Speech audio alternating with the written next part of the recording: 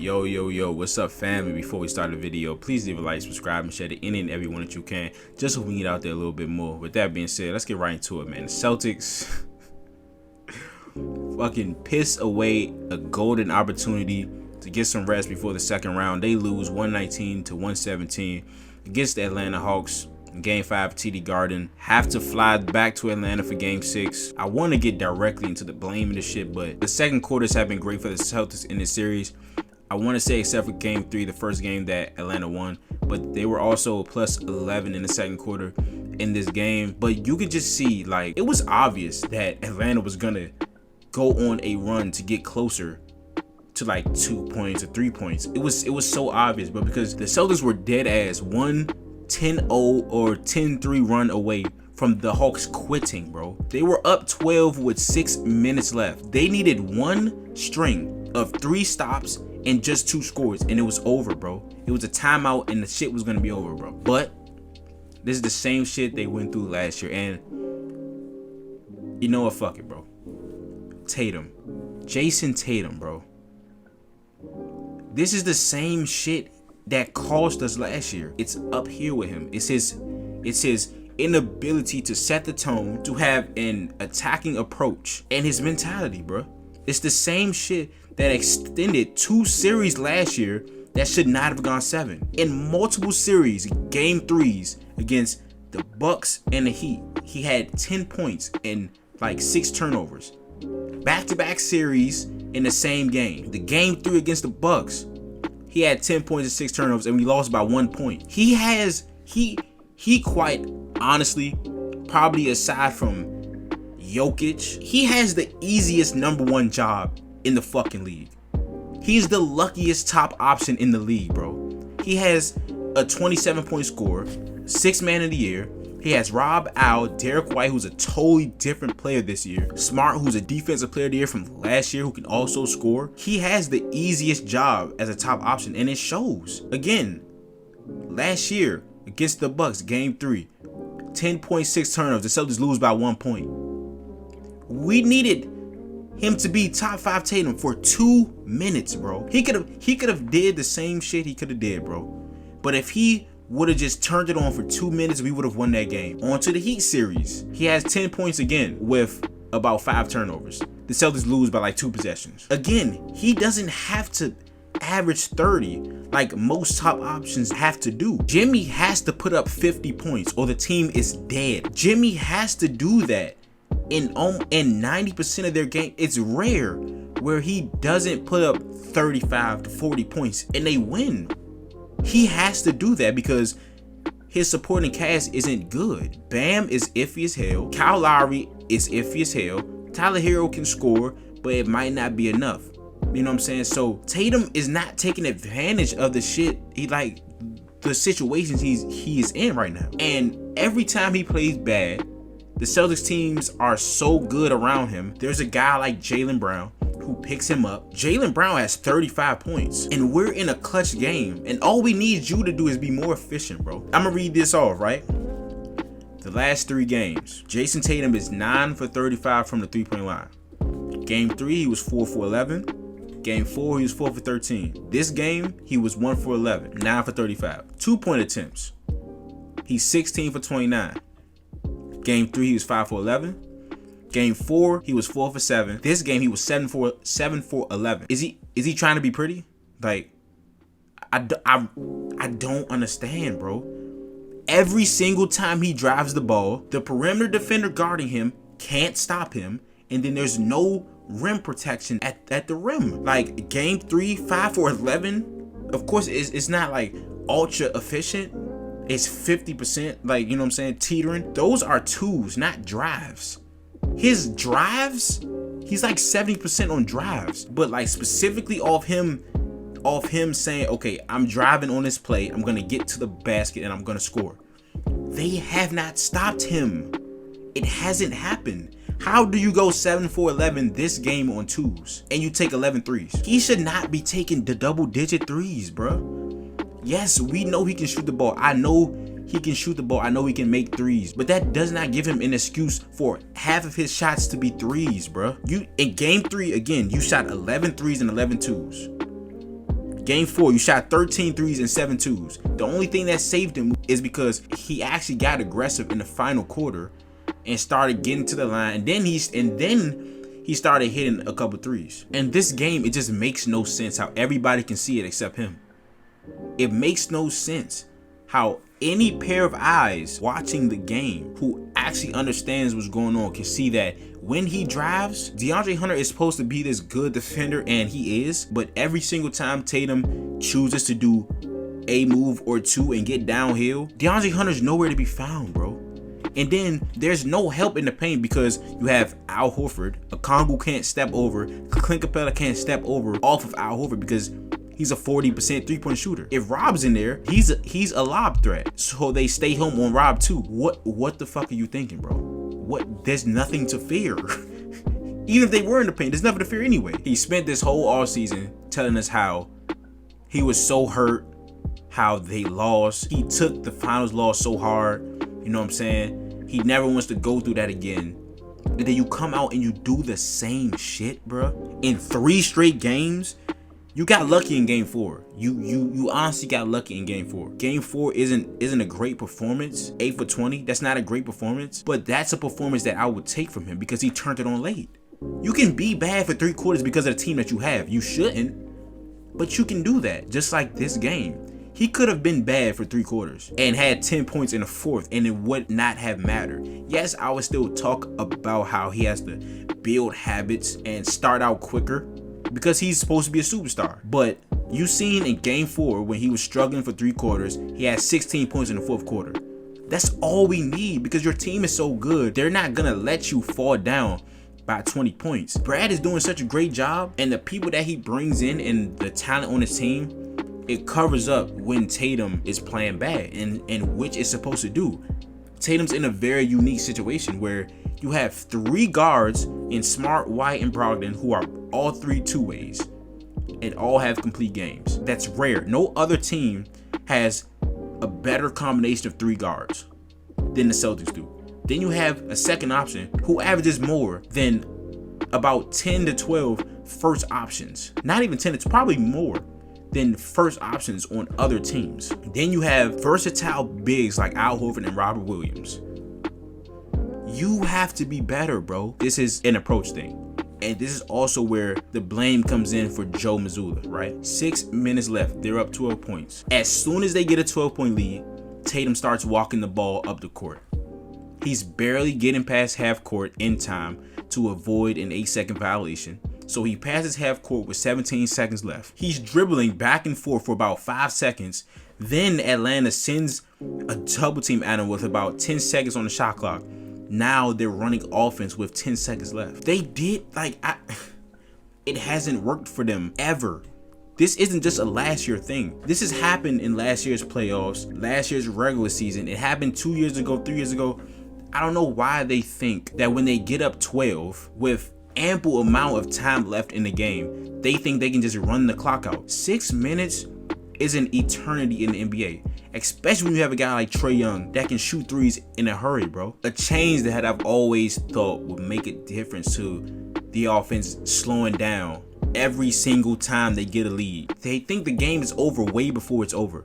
So a change I've been clamoring for since last playoffs is get Tatum off the ball in clutch situations. Minimize the amount of dribbles he has to take to be efficient. Run him off a flare screen or something, or give him a low post touch so he's not walking the ball up the court. Use Marcus Smart, Derek White, and Brogdon. That's another thing I got to talk about with Joe. What do you have Smart for if you're not going to let him bring the ball up the court? He's not a perfect player. Sometimes he chucks shots. But if you don't want the offense to slow down, put the ball in Marcus's hands. He's turned into a great playmaker. He has improved drastically as a playmaker in these last 2 to 3 years. He has a great season assist-wise 2 years in a row. Smart should be handling it. And when they finally did it and Tatum caught the ball at the free throw line, he's holding the ball for 6 seconds before he even makes a move or even thinks about doing something else, bro. They finally got Smart to take it up the court, or Derek White to take it up the court. They give it to Tatum in a position where he can just get it and go, and he stands there for 5 seconds before he does anything. I don't get it, bro.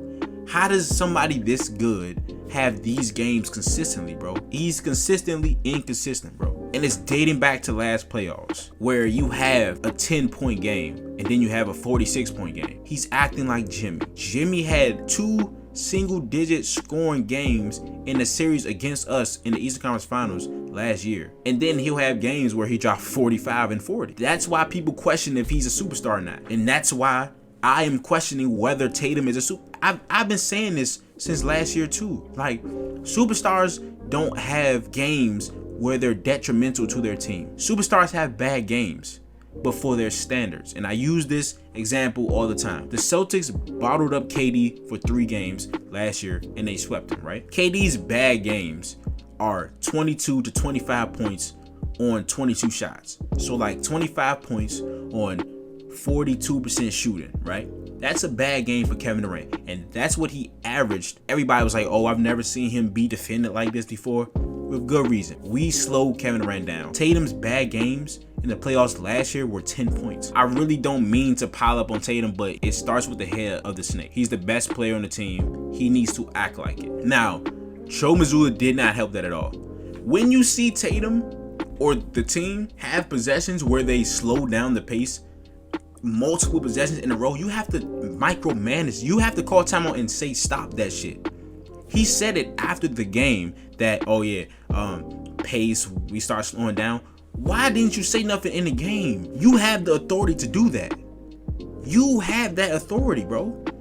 If you see Tatum walk the ball up 5 straight plays and you didn't like it then, why would you come out and say you didn't like it in the post game, but you didn't do nothing about it, bro? He has no clue what he's doing with these rotations. Grant came in. I'm not saying playing Grant or not playing him is the right or wrong move. That's not how I'm assessing this.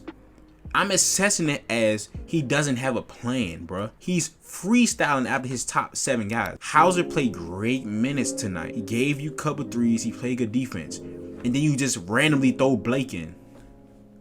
I'm not saying that putting Blake in was the right move or the wrong move. It doesn't make sense. And it probably just doesn't make sense to me and the fans. Maybe this is a perfect storm and that's all in his head and he has it planned out. There's a chance that I don't know what the fuck I'm talking about, and I probably don't. But when you play Grant game 4 and he is literally perfect, Sam Hauser this game and he's great, then you throw in Blake. What are we doing, bro? What are we doing? Is this 8th man by committee? I'm cool with that. But it's just there is no consistency. Putting in Blake was the ultimate curveball. Biggest problem I have is Malcolm Brogdon played 9 minutes in the second half, 4 minutes in the fourth quarter, and 5 in the third. With this 3-headed monster at guard, even though it's a luxury to have, one of them has to sit down. And you have to assess in that game which one of them has to sit down. I would like him to have a plan, but that's not always how it works, obviously. Malcolm Brogdon does not sit down this game. He had 12 points in the first half, and when you desperately need pace and you need offense to close out a game, why not have Malcolm Brogdon in the game? You can easily go offense, defense, subs with Smart and Brogdon. Keep in White, and on possessions where you need offense, you put in Brogdon. On possessions where you need to defend, you put in Smart. Why is Brogdon playing 4 minutes in the fourth quarter of an elimination game where you can send somebody home and rest and game plan for Philly? This was supposed to be the Celtics advance onto the 76ers preview episode. This is what this was supposed to be. But the Celtics pissed that away. Defense was also bad. The defense was also bad. They're not contesting shots anymore. Yes, Atlanta has shooters, and the game plan is to let those shooters shoot the ball, because other than Trae Young and Bogdanovich, and I'll say Hunter, they're not a great shooting team, and I understand that. And the thing is, Atlanta's not a great shooting team, so let them shoot, right? But with 5 minutes left in the game, you're up 12. You need to take away the 3-point shot, because that's the thing that can hurt you the most. The best way to make up a difference in quick time is to hit threes. And the Celtics are just leaving guys open in rotation. John Collins, DeAndre Hunter, Sadiq Bey just got wide open threes the entire night.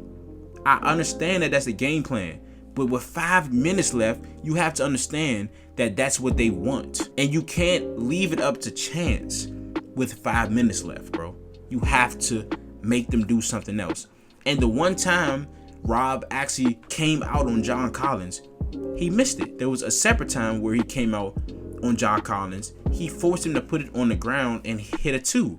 And we hit a 3 on the other end. That's what I'm saying. And then you let Trae Young switch on to Jaylen Brown twice late. Smart has to stay on Trae Young. Trae, although inefficient, hit 3 clutch threes in the fourth quarter. They were down 6. He hit 1 to put them down 3 against Al Horford. He hit another one to tie the game up on Jaylen Brown. They're playing him to drive when they're up with 2 minutes left.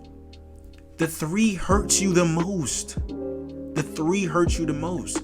Make sure he doesn't take the 3.